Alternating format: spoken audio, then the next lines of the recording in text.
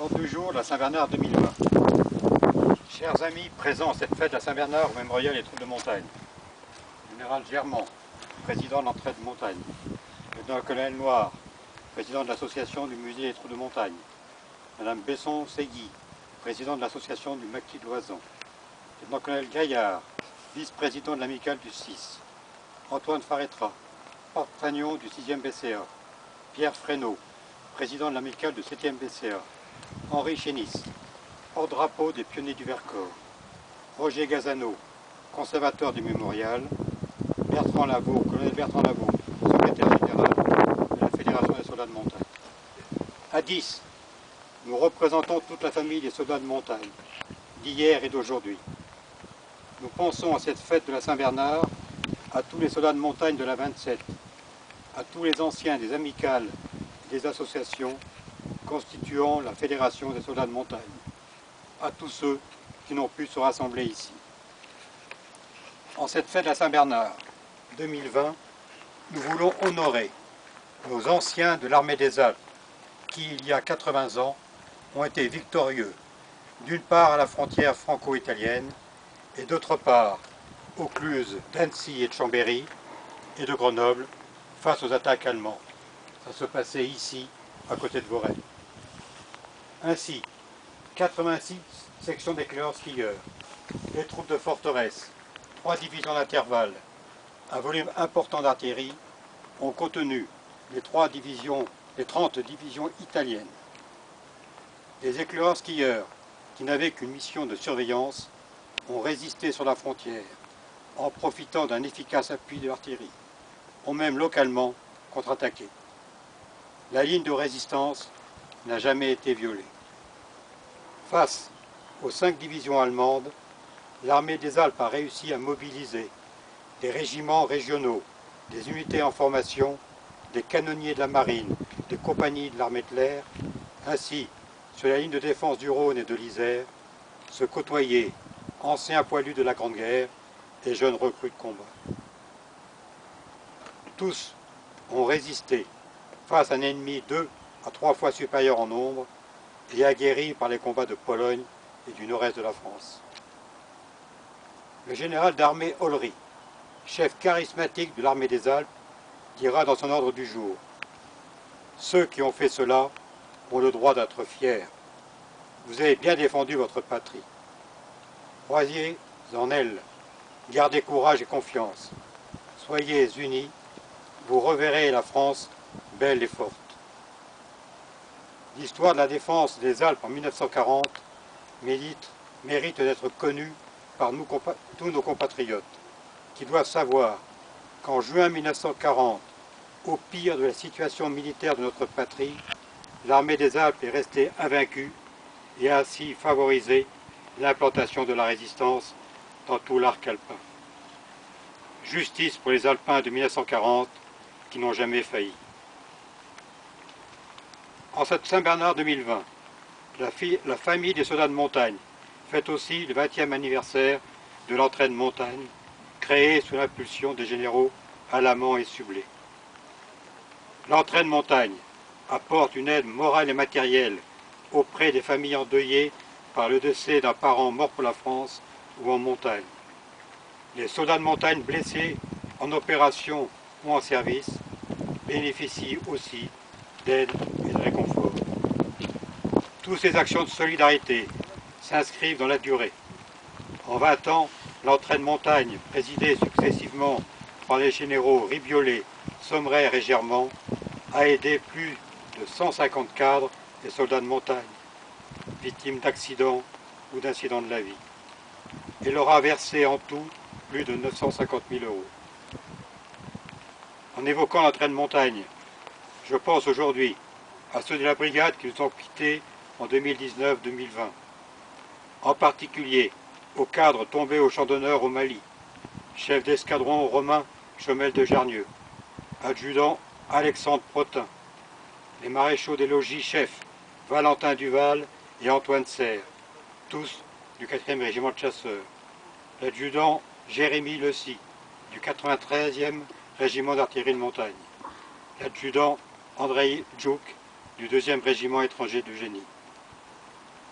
À ces morts pour la France, je pense aussi à ceux qui sont morts en montagne durant la même période. Le caporal-chef Max Bionneau du groupe militaire de haute montagne, le sergent Valentin Hébrard du 7e BCA et le maréchal du logis Éloi Fourier du 93e Réa. Nous ne vous oublierons pas.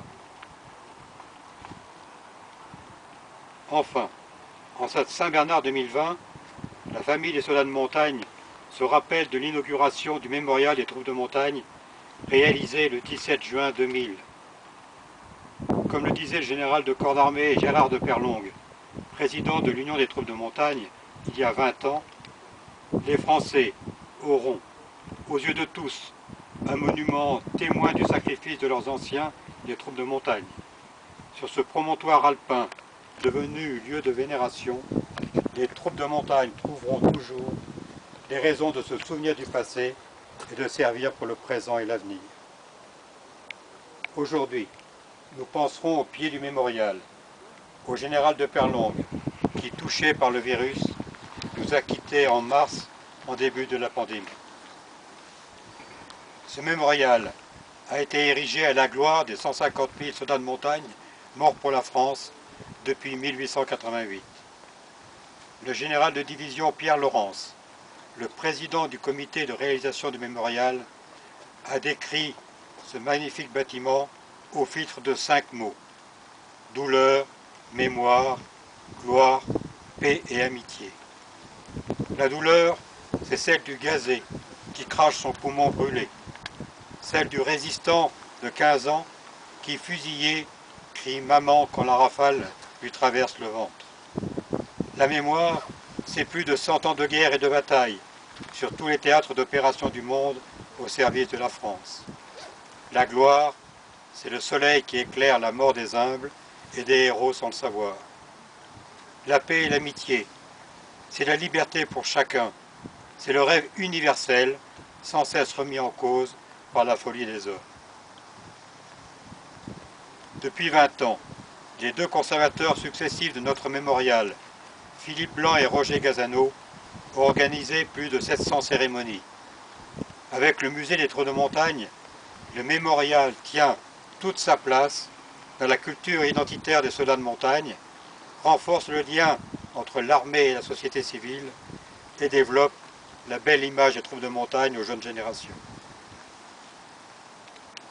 En cette fête de la Saint-Bernard, je m'incline, nous nous inclinons avec un immense respect devant nos drapeaux, nos étendards et fanions. Ils portent haut les couleurs de la France et sur les plis de leur soie sont inscrits le sacrifice de tant des nôtres. Que Saint-Bernard protège tous les soldats de montagne d'hier et d'aujourd'hui.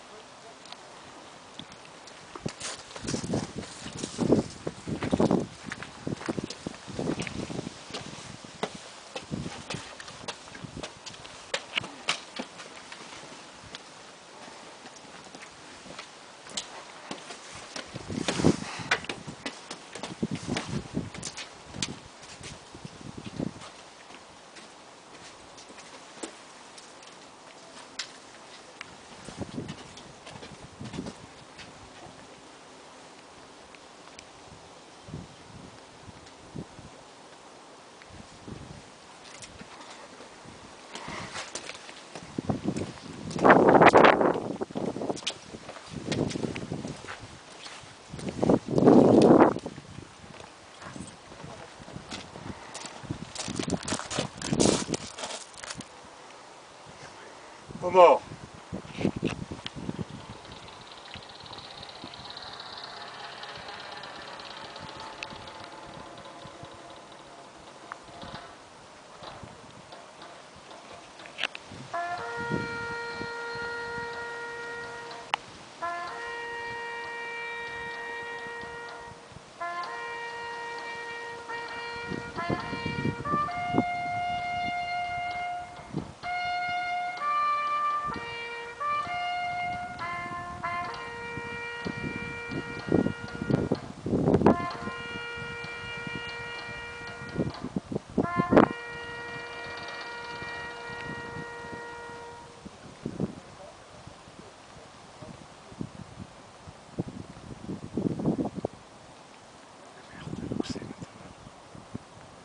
Ça c'est verrouillé.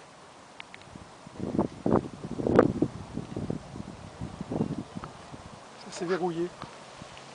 Allons enfants de la patrie, le jour de gloire est arrivé. Contre nous de la tyrannie, l'étendard sanglant est levé. L'étendard sanglant est levé.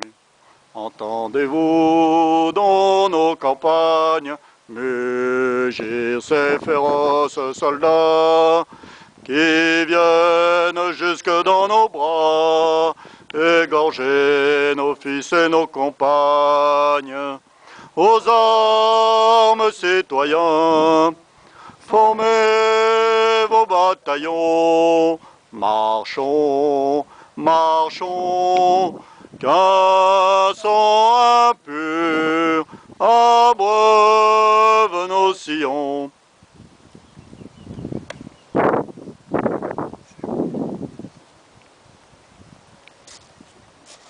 Emblème bas.